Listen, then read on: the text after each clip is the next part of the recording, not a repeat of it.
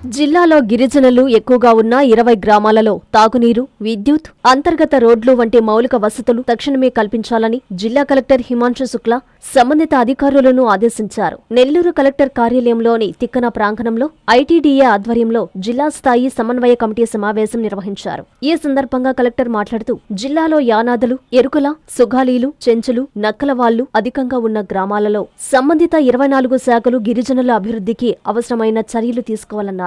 పరిశ్రమల శాఖ నుండి కనీసం 5 మందిని గుర్తించి వారిని ఔత్సాహిక పారిశ్రామికవేత్తలుగా ఎదిగే విధంగా 3 నెలల లోపల తగిన చర్యలు తీసుకోవాలని తెలిపారు. అదేవిధంగా మత్స్యశాఖ కూడా చెరువులు, బోట్ల మంజూరు విషయంలో కనీసం 5 మందిని గుర్తించి వారికి అవసరమైన సహాయ సహకారాలు అందించాలని చెప్పారు. ముఖ్యంగా బడి పిలుస్తోంది కార్యక్రమం ద్వారా గిరిజన పిల్లలను ఎక్కువ మందిని బడులలో చేర్పించాలని సూచించారు. జాతీయ ఉపాధి హామీ పథకంలో పని దినాల కల్పనలో కూడా ప్రాధాన్యత కల్పించాలని సంబంధిత అధికారులను ఆదేశించారు. గ్రామీణాభివృద్ధి శాఖ స్వయం సహాయక గ్రూపుల ఏర్పాటులో గిరిజనులకు ప్రాధాన్యత కల్పించాలన్నారు. ఈ కార్యక్రమంలో ఐటీడీఏ పీడీ శ్రీనివాసులు, సంబంధిత శాఖల అధికారులు పాల్గొన్నారు.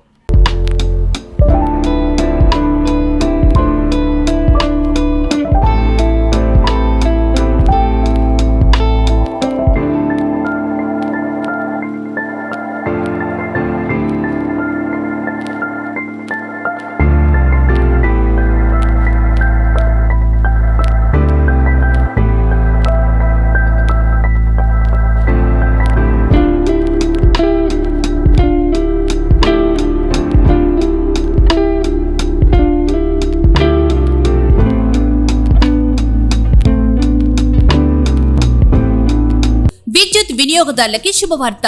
కరెంటు బిల్లు ఎక్కువ వస్తుంది అని బాధపడుతున్నారా? ఏసీ మరియు ఇతర ఎలక్ట్రికల్ గీజర్లు, హోమ్ అప్లయన్సెస్ వాడకంలో పొదుపు చేస్తున్నారా? ఇప్పుడే నిర్ణయం తీసుకోండి.